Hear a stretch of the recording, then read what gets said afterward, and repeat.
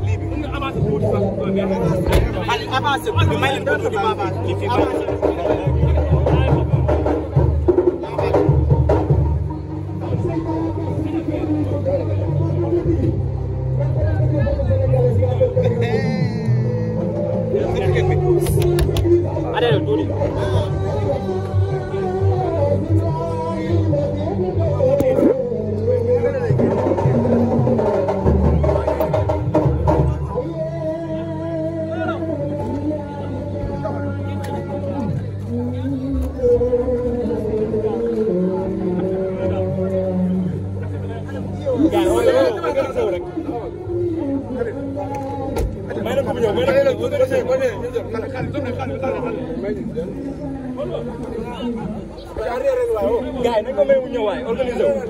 nañ ko may yoon kii sama assistante la de xàmme leen ko kii sama assistante la kan la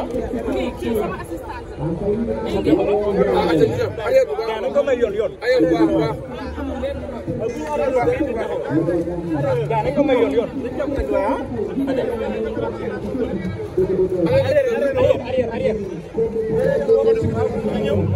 arrière